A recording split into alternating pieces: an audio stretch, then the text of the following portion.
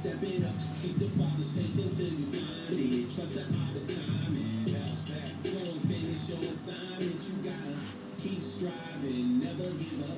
If you fall, get up and try again. Step it up. Seek the Father's face until you find it. Trust the Father's timing. Bounce back, go and finish your assignment. Shalom, shalom, Yisrael. That's Derek Ibar again with Striving. And again, thanks, Brian, for hitting me on for Brother Ibar there. That's his an outro version of Striving. This is so-called the 6th of June, 2021. Yehonahan, we with you humbly so on Torah portion number 33. Bechukotai. Bechukotai actually means by my decree. Bechukotai, by my decrees. And we're rolling right along here. Now, in reviewing a little bit last week, I gotta keep doing this every week. Remind me that Yahweh Shua says the entire Torah points to him. He said that in Luke 24, verse 27, and verse 44. A lot of places. Because he also was quoting Psalm 40, verse 8, I believe, when he said this, is that in the scroll of the book, the Torah is all about him. So the Torah is the 5 books of Moshe. They all point to him.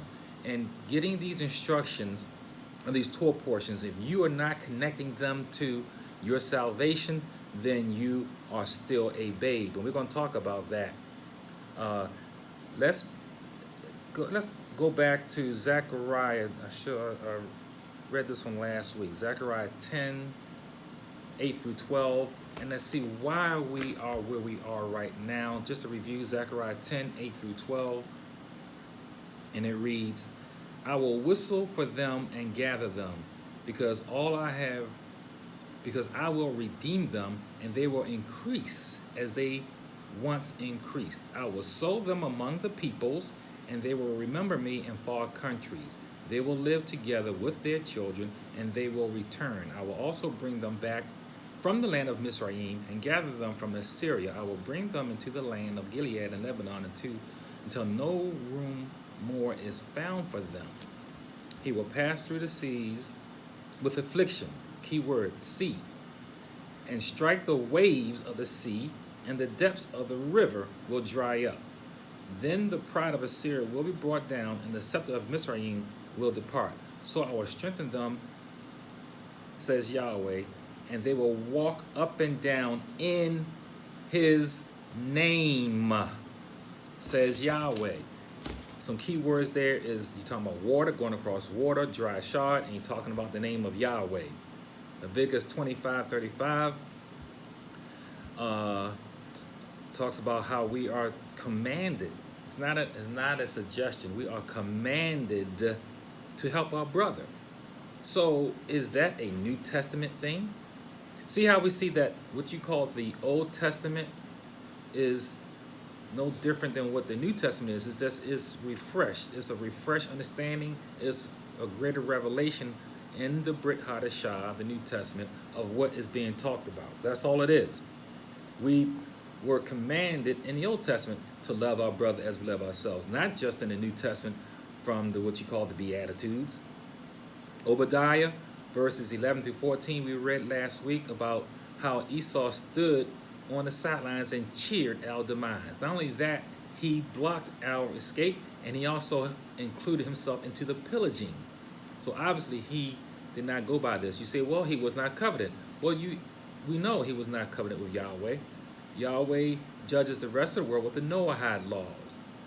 See, with the Noahide laws, it's not like your neighbor across the street who doesn't even know anything about Yahweh, doesn't go to church. He still knows he can't just go to his next door neighbor's house and take his wife. He knows he can't just go and just break in somebody's house and take their TV, whether he knows Yahweh or not, whether he has read one page of the Bible or not. The world knows what's right and wrong. You don't go to the supermarket and get in line and then expect the cashier to just smack you in the face and then continue with your order like nothing. She knows she can't do that or shouldn't do that, and if she did do that, you would be shocking to be a fight.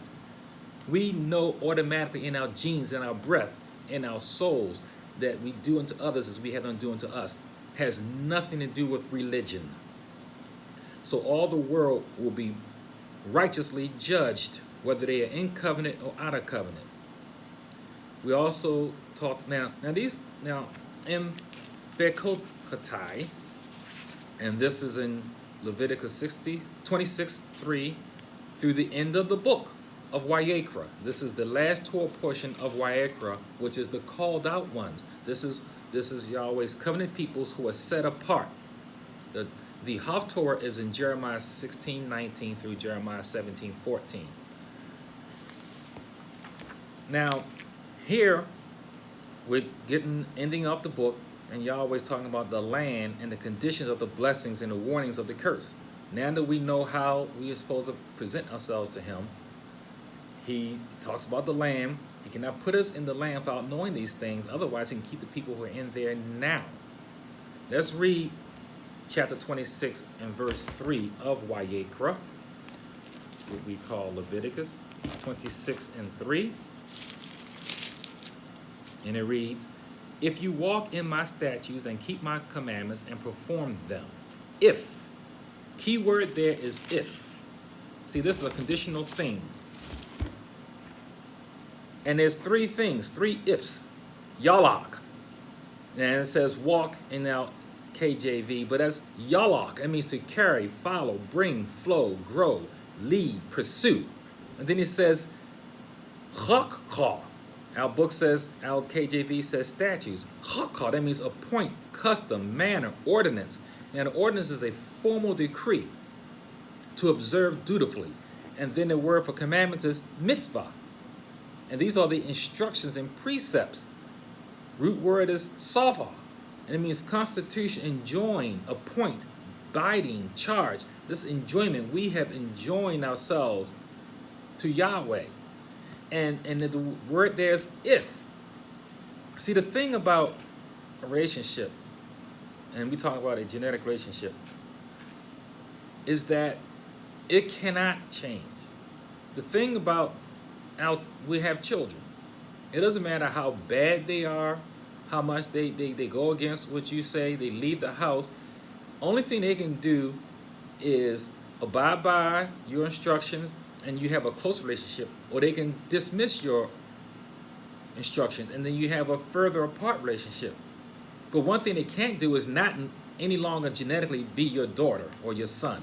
That's an impossibility. Your children are always your children, no matter how good or bad they are. What is affected is whether the relationship is close or distant. That's what is affected, but not the relationship itself. You are always Yahweh's chosen ones. Just like your children, they could be in prison for all kinds of heinous activities. They're still your son, but he is not in a good relationship with you because he did not follow your ways. That's why he's in prison, but he's still your son. And that's how it is with us. In verse 4, he talks about this rain and how you get the former rain and latter rain. One thing we're not really understanding is that in all truth and all Yahweh's communication with us, there is always two sides. One side is evident and one side is not evident. If Yahweh says, go up there and turn right, he's also saying, don't turn left. If you give somebody instructions and directions, you say, you get to that stop sign, make a right turn. Well, by extension, you also told them not to take a left turn. If you tell somebody, wait till it's night, you also told them, hey, don't do it when it's daytime. There's always two sides. This is what Hasatan did. Remember, he was speaking the language of creation himself to Mother Hawa. He couldn't lie with that language. So what he had to do was present the other side of the truth. That's what he had to do.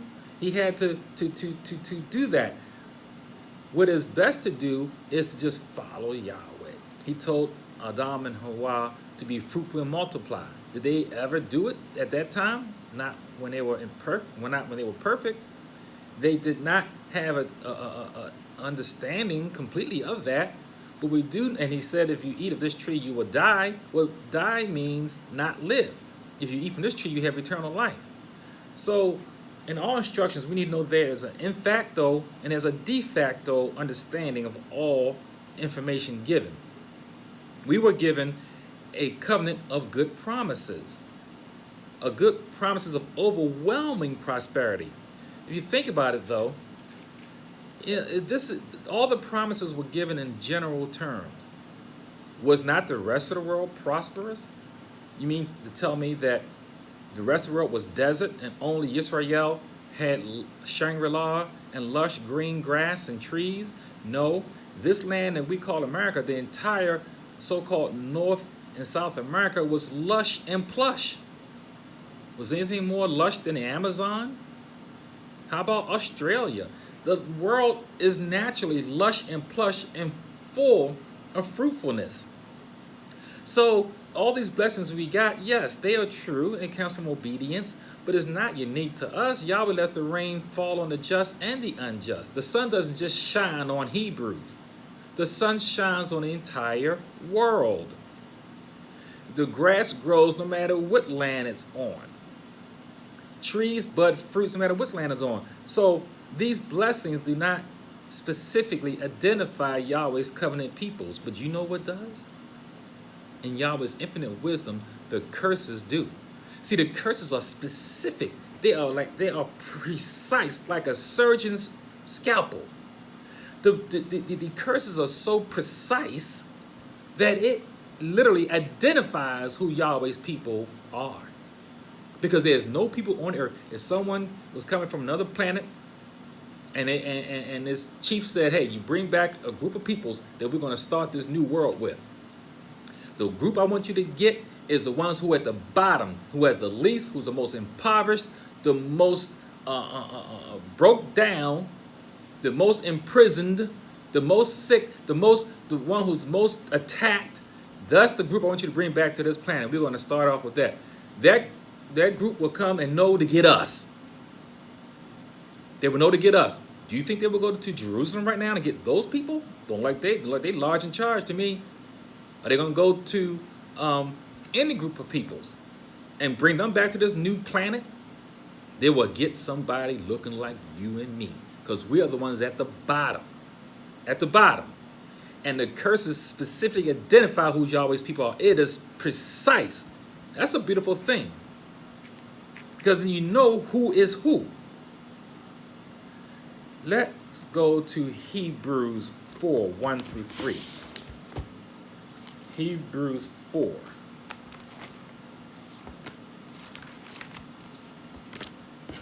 And it reads, therefore, since a promise remains of entering his rest, let us fear lest any of you seem to have come short of it. Because indeed, the Besorah was preached to us as well as to them. But the word which they heard did not profit them, not being mixed with faith in those who heard it. Because we who have believed do enter that rest, as he has said, so I swore in my wrath they will not enter my rest, although the works were finished from the foundation of the world. Yahweh gave all these good laws, but they did not receive it in faith. Very few people actually understood it and received it in faith. Here you are getting these instructions today. They need to be received in faith to enter into Yahweh's shalom. All the promises can be put on one side of the ledger and of the ledger, and then or the balance scale, and put shalom on the other side, and it will balance out, because that equals all the other promises combined. Just having peace of mind. This is why we're supposed to greet one another with shalom and leave one another with shalom. It is the greatest of all the promises, is to have peace. Enter into Yahweh's rest and peace, something that we have never had. We are always worried and concerned about something, our health, our jobs, our children. There's always something to be fasting and praying over. When we have shalom with Yahweh, there will be nothing else to fast and pray for. No other concerns, no time, not even a millisecond devoted to being distracted from the praise of Yahweh. Now, going into verse 8, it talks about how 5 would chase 100 and 100 would chase 10,000. See, you go from good promises to better promises. You go from good promises to these better promises in faith. We're going from the blood to the water. Verse 10, the old stored harvest. This promise that Yahweh gives us for following him. Remember, these are general, though. We'll be so overwhelmed and taken by them, we will have to get rid of the the last year's crops before we can bring in the new, because it's already coming in. He said, I will set myself with you wherever you are. That means wherever you go, if you keep Yahweh's instructions, his mitzvah, his yalak, his hukah, even here in Baltimore, you will be overwhelmed with blessings. It comes with faithfulness. He says he'll do this wherever you go. You are his mishkan. This is why our Jewish brothers wear the yarmulke on their head. This really represents the button, the top part of the mishkan, which was a dome. So the mishkan is you. He lives in you. Yahweh does not live in filth, dirt, or smut, or poverty. If he is in you, you are barak, you are blessed, and you are supposed to prosper. He says, my ruach will not abhor you. And again, these promises are general because there are many people who are wealthy and doing well. It's those curses that identify you. Remember in Genesis 27, when Esau saw that he had his blessing taken, or he gave it up, Isaac gave him his blessing, but his blessing was unequivocal. It was not quantified. It was no if involved in his blessings of wealth. But he said, you're going to get that wealth with a sword. That's how you're going to get it. Not with keeping any relationship with me. Esau got his blessings with the sword. And it was guaranteed. Now, if you go to Ezra, 2nd Ezra 6:9, talks about the end of Jacob's world begins Esau's world, and the end of Esau's world begins Jacob's world. Never are the two ruling at the same time. Yahweh and Hasatan never run in charge of this kingdom of this world at the same time. Either Yahweh's people was in charge or Hasatan. Right now it's Hasatan. When Yahweh comes back to begin that millennial kingdom, Satan will be put in the dungeon for 1,000 years. There's never a co-rulership on this earth of light and darkness. And this is the same thing with Esau. Right now he is ruling, and he is ruling by the sword. And that is because we are not. We are the tail because of what's coming up now. Now, we have in Vayikra 33, we have in 26 and 27, we have what's called the Zaharim. Now, this is less known than what we like to go to Deuteronomy 28. And that's the Tochikot. The Zaharim are the warnings, the Tochikot are the reproofs. Both of them, this is what we're going to read today. These have already happened and already occurred. This is how we got in captivity in Babylon. But now, Deuteronomy 28 is for us right now. We are in Deuteronomy 28, the curses and the reproofs, the Tochikot, right now. We didn't get the Zaharim. Our forefathers got the Zaharim, which we're going to read today. But prophecy is cyclical. The man or the woman who reads this word and gives it to you and tells you what's going to happen is understanding the cycles, the patterns. Prophecy is not magic or prediction. Prophecy is really discernment of patterns. What we're going to read today is a pattern of, it's already happened, but it's a pattern of where we are right now. Once again, in reading these 12 points, you must connect it to yourself today. They must be relevant today. Otherwise, the Bible is just another book. It's not really worthy of reading it if it's not going to have any impact or meaning for you today. There are seven Zaharim, 7 warnings. The first is distress.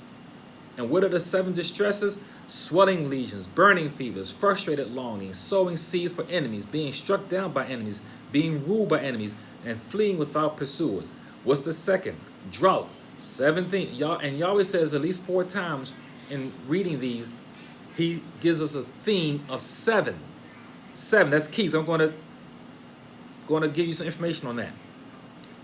You have the drought. What are the 7 destructions or the 7 warnings of the drought? Destruction of the temple, an iron heaven and a copper earth, our spent strength in vain, no crops, empty trees, and unripe fruit wasted. Next is beast. Again, that's 7th theme. Wild beasts, domestic animals, poisonous snakes, death of our children, loss of livestock, loss of population, destruction of our infrastructure. All these things are specific, and none of these things can be connected to any other group of people. In verse 23, the diseases. See, if we are still not what you call reformed after all of this, that word, Hebrew word is yasar. It means reformed, chastised by blows or by words. Yahweh chastised us with blows and with words. So if we are not yasar, which means we don't accept his instructions, we are not bound by them, we don't take the corrections, the punishments, or the reproofs, or these teachings, then 7 more punishments are coming.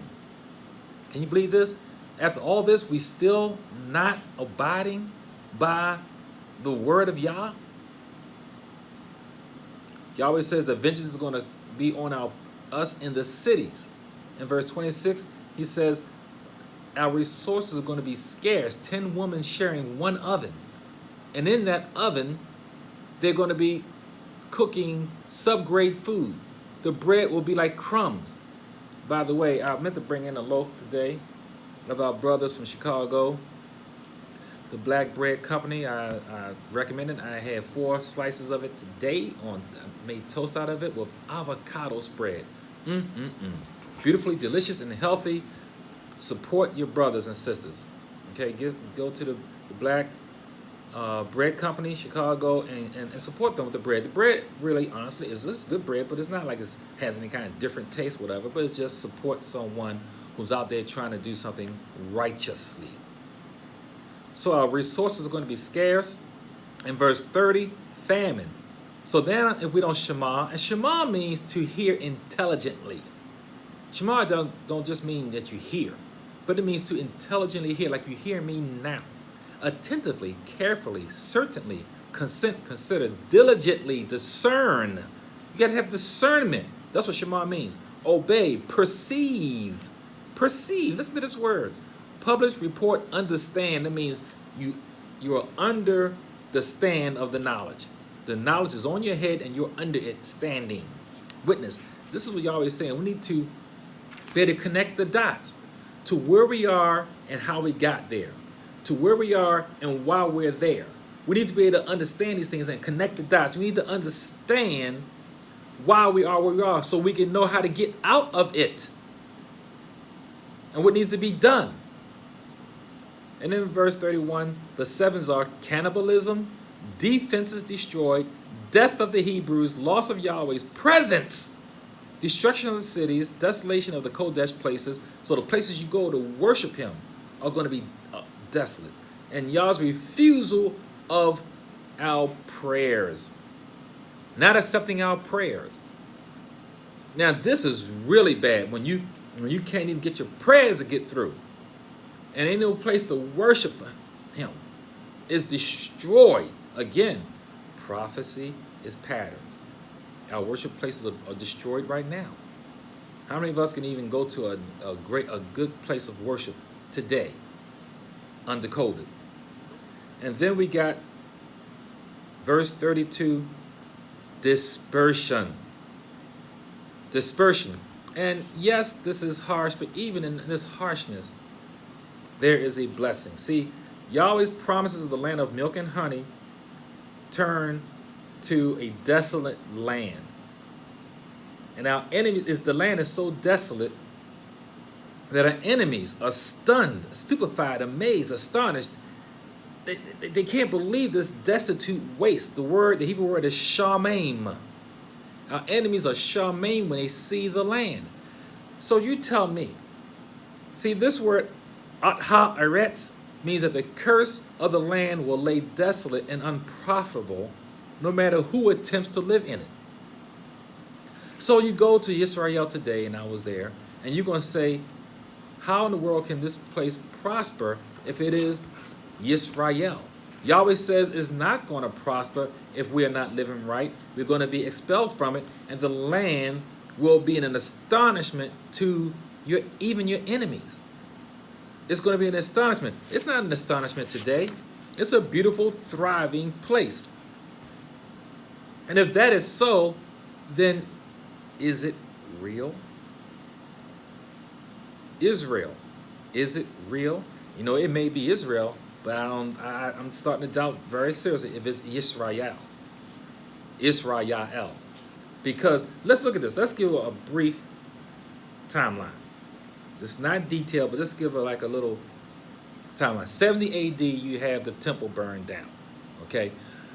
But we still have our zealots out there holding strong. So in 73 AD, you had Masada. Our last vestiges of our strong men were defeated at Masada. But really, if you look at the history, that even wasn't it. Because you still had your big brother Esau still trying to run things because they controlled us by the 613. And by their version and their traditions of the 613. And by their view of it, and I remember, he was not under covenant. And the only way he can rule over us is if we did not obey Yah. We were currently under Roman rule, and they put the Edomites over us, and they ruled over us with the 613. So, of course, they're going to hold out. In 132 AD, you still had more revolts against Rome. Finally, in 200 AD, 350 AD, and 500 AD, this is when Esau begins writing the Mishnah and the Jewish Talmud and the Babylonian Talmud. This is when you start getting these writings and all this leaven added to the Torah. It was happening at that time between 200 and 500 AD. Because by that time, you had Esau up in Babylon and going north and start scattering out and putting everything down in writing so we can still have a memory of the Torah, because the temple was burned down. You didn't have the original artifacts. They were taken away. So they had to still have a way of controlling us without the standing temple. 614 AD, Persia takes. Now, from this point on, everything we have been taught is a lie. Esau reconstructed everything. Everything.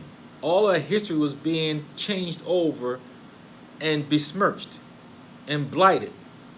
Everything, you had all these meetings of how to change the word of Yah and how it was going to be dispensed. There was censorship of anything written. And the nations began to get into cahoots with one another. So in 614 AD, you have Persia who takes Israel. But is that really now Israel? In 638, the Muslims forces take it. In 1071 AD, the Turks take control. In 1096, that's when the Crusades began. So you got people who have these crusades. By this time, they're really forgetting who really the true Hebrews are. The land and all that. They're going by what is given them. Going back and forth fighting over a land that Yahweh said that once his people were out, it was cursed. It was not cursed, but it would not yield her fruit. But yet this land is a thriving land. So is this really Yisrael? In 1187, Egyptians take control of Israel, or Israel. And these were not the original Egyptians by that time. Not 1,200 years later. Those are not the Hamites. That was not Misraim. This was literal Egypt. And between 1517 to 1900, the Ottoman Empire controlled Israel. So you got, interestingly enough, 400 years of Ottoman control of that land. That gets you to 1914, World War I. And then, in World War I, that's when they really tried to give the land to another peoples at that time, but it didn't work out. They really were supposed to get Israel in World War I, but it didn't work out. So by 1917, the Ottoman Empire is defeated. Then in 1920, the British controlled Israel, and then they tried again. The Luciferians started another war. And that happened in World War II. So that went from 1939 to 1945 is when World War II ends. And by that time, they were successful in giving this land to another group of people. But still, is it really the Kodesh Eretz. Because remember, you got 2,000 years of changing of history. And I submit that it probably isn't. Go to, not trying to just pub my book, Yahweh for Christians. But I will say, I'd give you some more detail on this. Go to my chapter, Why the Deletion, for the 4 or 5 people out there who might have the book. And go to pages 151 and 52 and look up 2 citations I have there. The transfer agreement. I'll just go out there and get the book, The Transfer Agreement, and get the book, Hitler's Secret Backers. Now, these books are not written by black Hebrew Israelites. Nobody cares what they say. That's why my book is not a #1 seller. But these are written by your Jewish brothers. And see what they say about how Israel got its land and the people on it. And if you really want to get deep, go ahead and spend a couple of $1,000s and get the Protocols of Zion, the Elders of Zion. Go ahead and get that book. But here we find that it's interesting. If you look at history, you study history, as I do, and as you should do, is that you find out that really there are 0 artifacts of a nation of people, millions of people, having ever been in Egypt, living under Egyptian rule. There are 0 mentions of pyramids in the entire Exodus narrative. You can't turn to no chapter, verse, or book about the pyramids. Nowhere, even in the King James Version.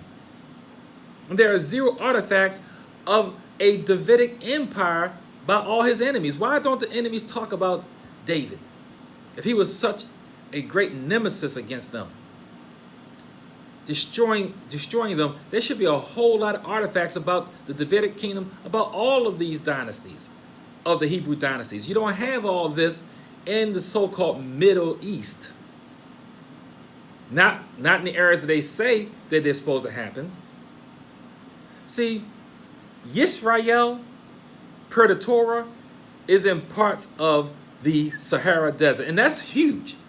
That's huge. The Sahara Desert includes Algeria, Chad, Egypt, Eritrea, Libya, Mali, Mauritania, Morocco, Niger, and the Sudan, Tunisia, all of the Western Sahara. So we might want to begin our search for the history of Yahweh's people in these areas. Go to Morocco. Go to the Sudan. Go to Niger. I bet you probably find a whole lot of artifacts digging in the deserts of the Sudan for King Dawid. And the original Mishkan, or Solomon's temple. Because you're not finding them. See, remember, we were never, ever in bondage in Egypt. We were in bondage in Mitzrayim. That's 2 different places. And this is why the History Channel and the whole world likes to prop up the history of Egypt. It's a distraction. The history of Egypt is a distraction. And stop connecting yourself to it. Think about this. And this is the problem, we don't think. Because the original theme song and the official theme song of this broadcast is Higher Ground by Stevie Wonder. Keep doing the same old thing. And we need to think. If you want to connect yourself to the Egyptians and say we were kings and queens and princes and all that, what you're saying is then, if your history is Egypt, is that you enslaved Yahweh's people. That's what you're saying, if you think about it. Remember, if someone tells you make a right turn, what they also said was, don't make a left turn. So if you want to go ahead and pump your chest and talk and use the Darinkara symbol and all that kind of stuff and say you're Egyptians and you were kings in Egypt, then you're saying you enslaved Yahweh's people, because Yahweh's people were in bondage in Egypt. And also think about how crazy this is. Put this picture in your brain.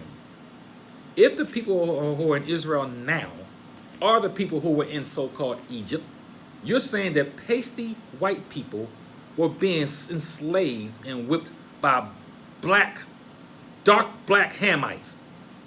Now you tell me if that's not cartoonish thought. Is this Bugs Bunny and Daffy Duck? Literally, you saying that in truth, in fact, that pasty white-skinned people were being enslaved by dark black Hamites for almost 300 years. You know, you're probably rolling over laughter and tears and laughter now.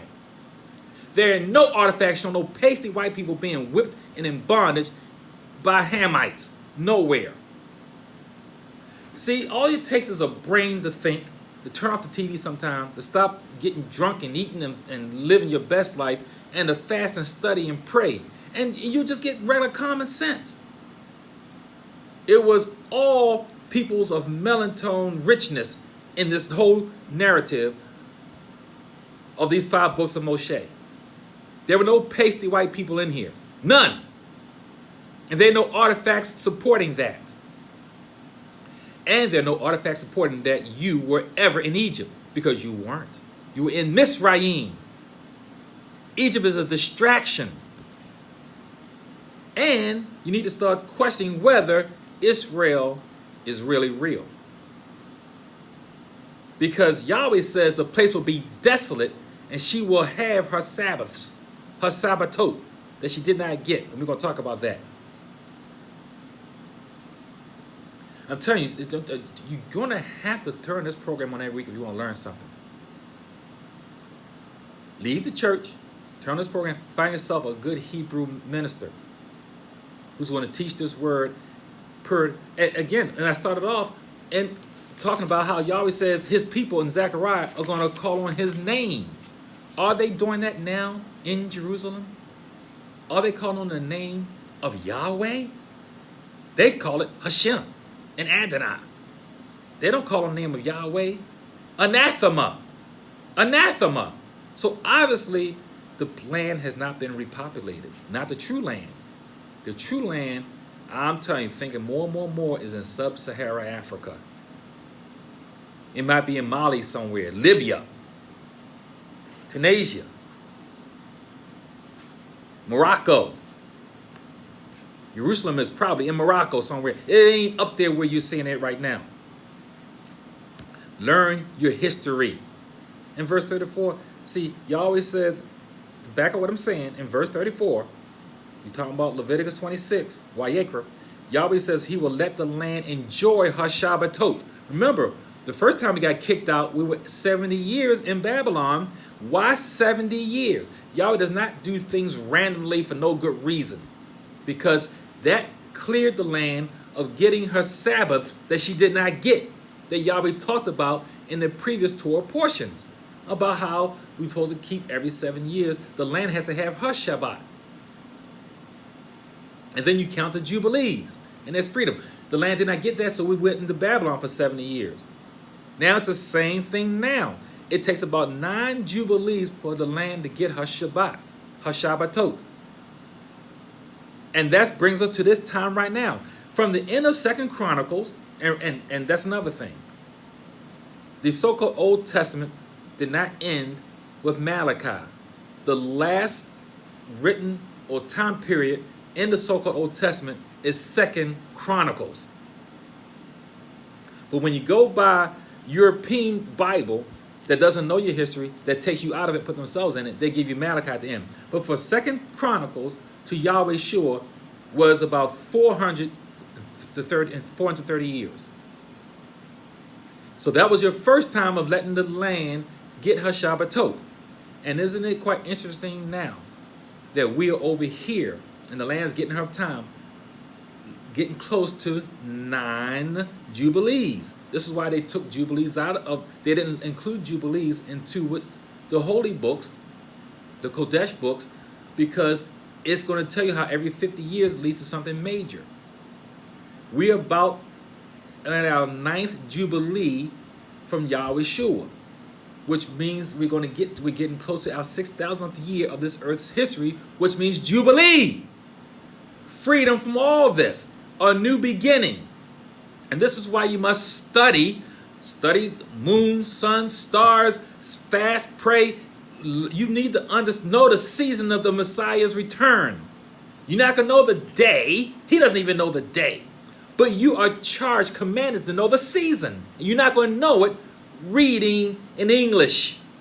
Your KJV only. You need Ruach HaKodesh. You need fasting and prayer, and have a teshuvah heart. Teshuvah leib. which is going to get us to the 7th curse. But in verse 17, let's go back to verse 17, because we're going to talk about this some more. Let's go back to verse 17.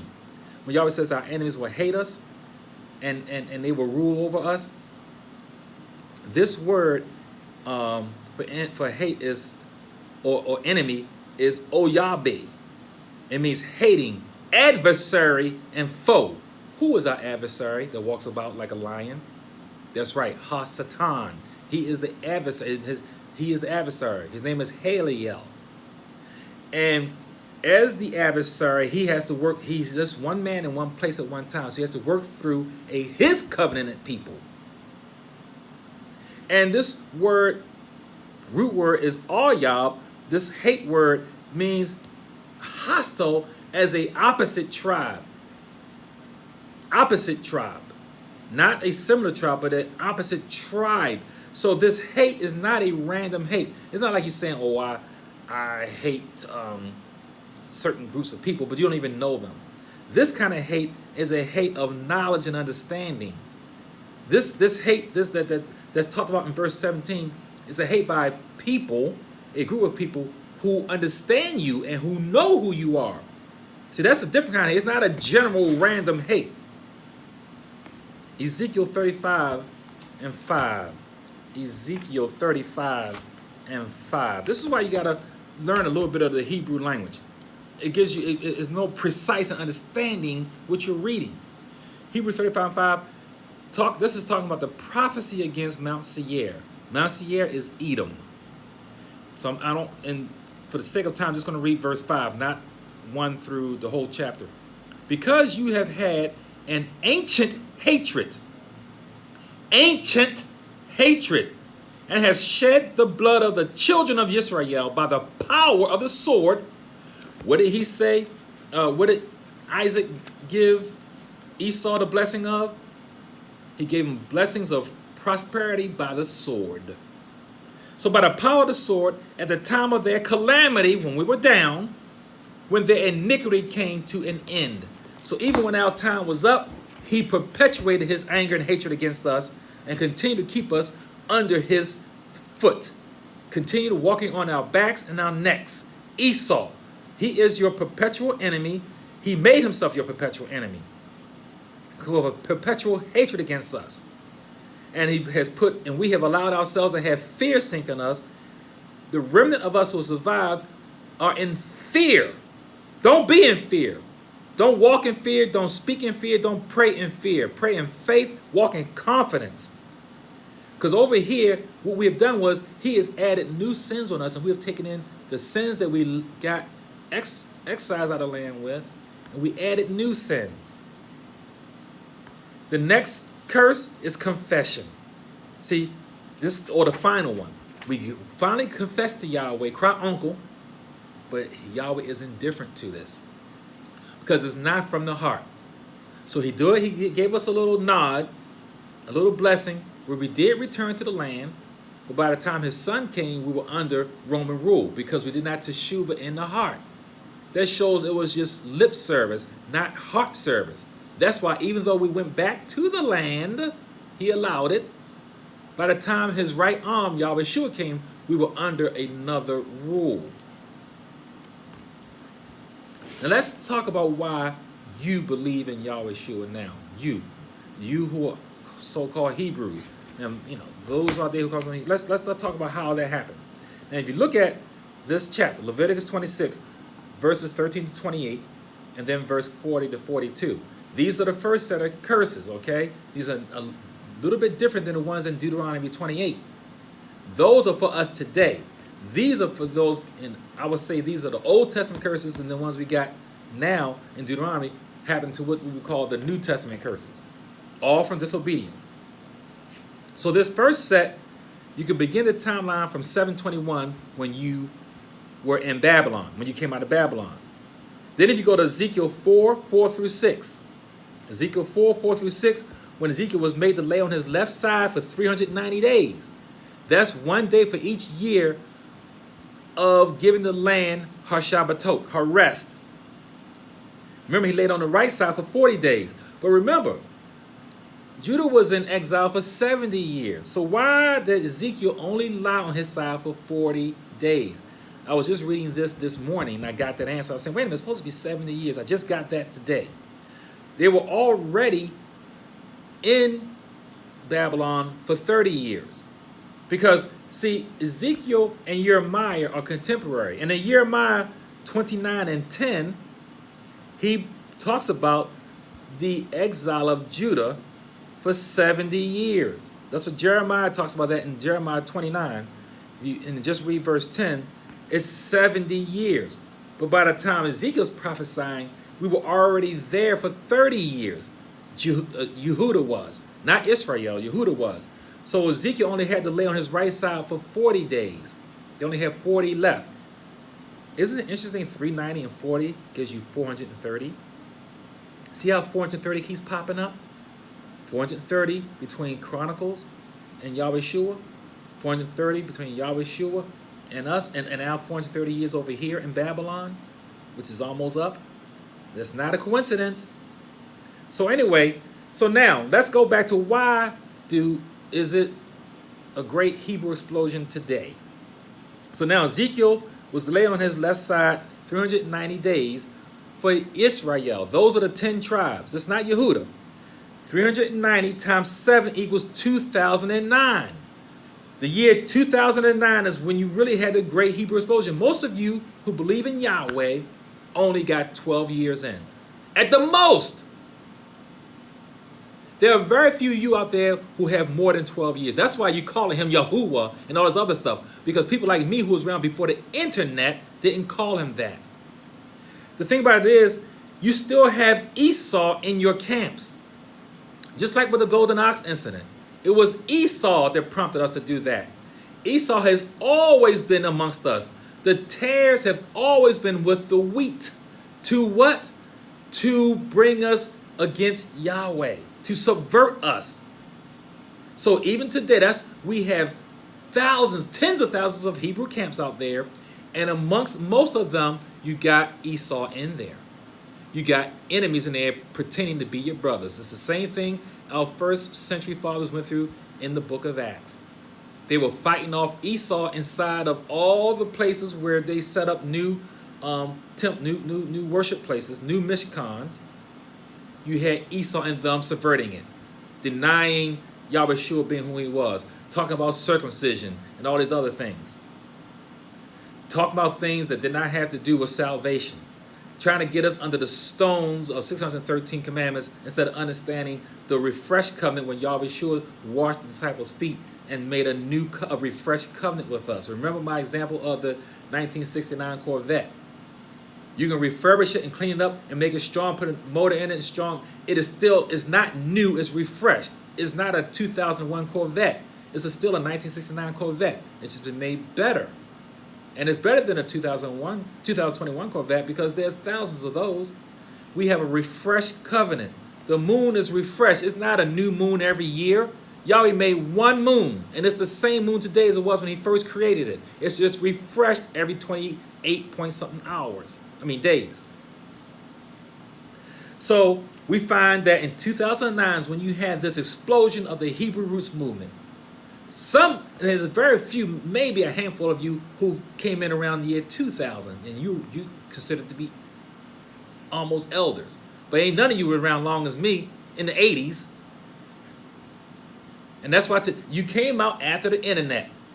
Because Esau gave the internet so he can falsely teach you. You need to read some books. Read my 2 books. Read the books I told you about that I just referenced today. Was it Hitler's Secret Backers and other books like that, The 13th Tribe, and other books like that. Read some books. Pray for some understanding to Shema, to get the Ruach HaKodesh in you to understand, to comprehend. And then you will get out of this anger.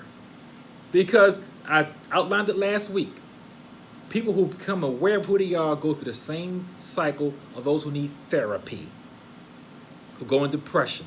People who need therapy need somebody to sit on their couch and they need medication because now they found out They're Hebrew. What? The first sign is denial. The next one is anger. And too many of you out there are still stuck in anger. I see it on the internet all the time. Once you get past anger, you get to depression. Because you know why? Because your family don't believe you. Your neighbors, your coworkers, people don't believe that they're the ones in the book. They're like, so you're depressed because then you got this new knowledge, and it's true, you got the knowledge, but you're depressed because nobody else received it. And then the next step is you reconstruct. You can reconstruct your day, learning how to keep the Sabbaths and the feast days and the holy days. You're learning how to read the moon. You're learning how to dress, walk, talk, do all kinds of things. And then you have acceptance and hope. It's not enough of you out there who are in that stage. I'm in that stage. I know there's a hope. I know there's shalom coming.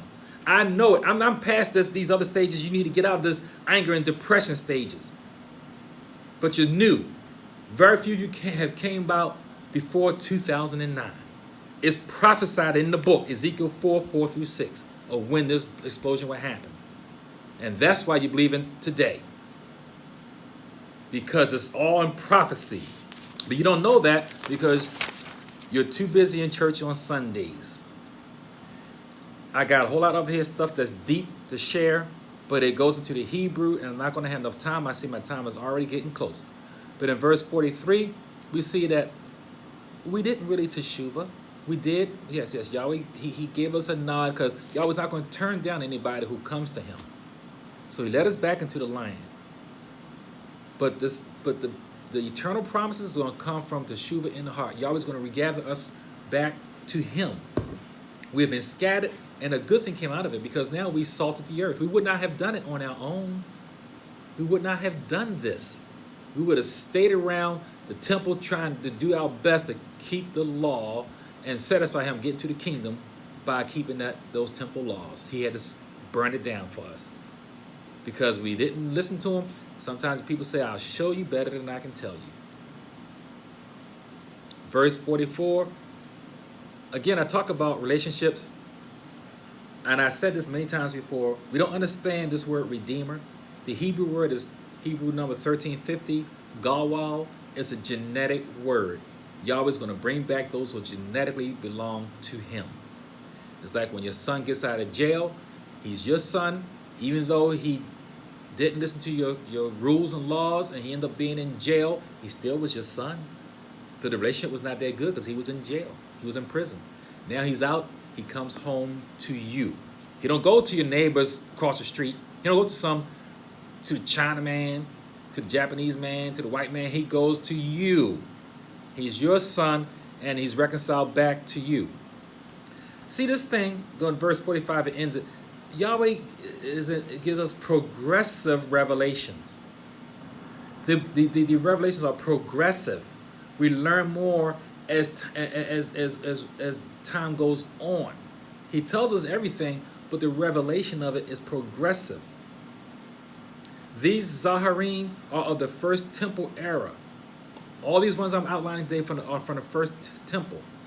They are the result of our rejecting our good covenant of good promises, of land and wealth. That is why there is no promise of complete repentance, nor of complete redemption. But the Deuteronomy, Talkikot, they are of the second temple era. The second, the one not the one that just the 70 AD, the one that's going to come. And they're the result of us rejecting our refreshed covenant of better promises. After which we will completely teshuvah. Because remember, we're gonna go across the land, dry shod, and we're gonna all mourn whom we have pierced. There's going to be a mourning of those returning to Zion. And then we will have teshuvah in our heart and complete redemption. Following up on the last chapter, it's very short. In 27:1, it's talking about dedicating persons and things and all that, and the value of man and woman and the ages of years. They all have various value of your life. There is no value on your soul, but Yahweh puts a price based on the years for a reason. Again, it all points to Yahweh Shua. This thing about putting a dollar value on the age and on the sex, if you read this, and I don't have time to go through it, that's why I gave you the scriptures, and you can always contact me and get a transcript. And when I do the taping, the second taping of this broadcast is going to have this written out. I do 2 tapings now. I do the one we're going to release today, and then I have to have a professional editor do it where I have some more information sent in to help understand this better. Okay? But in reading and finishing out this Torah portion, we find that in verse 29 of chapter 27 that no condemned person is redeemable. No condemned person is redeemable. That's important. And like I said, it all points to Yahweh Shua. If you cannot read these Old Testament laws and rules and connect it to Yahweh Shua, then the Bible is not real. It's not real to you. Let's look at Luke, that's our last scripture, 23, 13 to 25. 23, I'm trying to get through it fast, 13 to 25. And this is what happened. Then Pilate, when he had called together the chief priests, the rulers, and the people, said to them, "You have brought this man to me as one who misleads the people. And indeed, having examined him to your presence, I have found no fault in this man concerning those things of which you have accused him. No, neither did Herod, because he sent him back to me, and I to him. And indeed, nothing deserving of death has been done by him. I will therefore chastise him and release him, because it was necessary for him to be released one to them at the feast." And they all cried out at once, saying, "Away with this man, and release to us Barabbas, who had been thrown into prison for a certain rebellion made in the city, and for murder." Reading on. Pilate, therefore, wishing to release Yahweh Shua, again called out to them. But they shouted, saying, "Execute him, execute him." Then he said to them the 3rd time, see, give us 3 chances, or gave them 3 chances. "Why? What evil has he done? I have found no reason for death in him. I will therefore chastise him and let him go." See, gave the Arab 3 chances. But they were insistent, demanding with loud voices that he be executed. And the voices of these men and the chief priests prevailed. So Pilate gave sentence that this should be as they requested, and he released to them the one they requested, who was for rebellion and murder, had been thrown into prison, but he delivered Yahweh Shua their will. That connects right here to Leviticus 27 and 29, where Yahweh says, "No condemned soul is redeemable." Yet your leaders, our leaders, who was put over us by Rome, the Arab Rav, Esau, the Edomites, were put over us, went against this, and they put a condemned man and had him redeemed.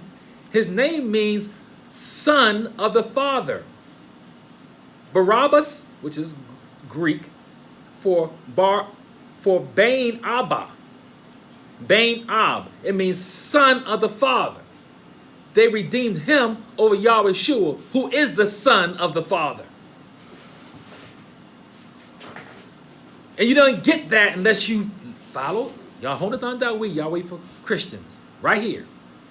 Every week, 1 to 7, on the famous 1590 AM. Next week, Bamidbar in the wilderness. We go to the next book, number 34, Bamidbar in the wilderness, Numbers 1:1 through 4:20. Get your homework in and read that so you can be aware of what I'm going to talk about. Until next week, Shalom Aleichem, peace be unto you. Hallelujah, Yahweh.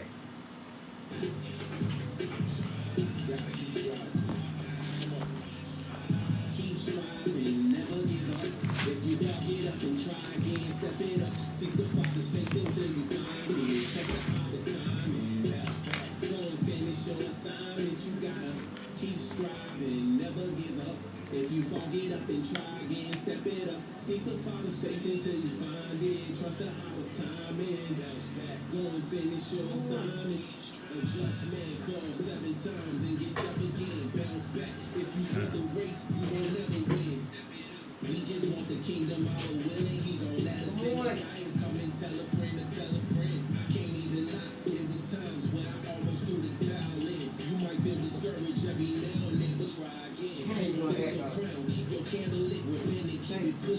mistake don't make you counterfeit.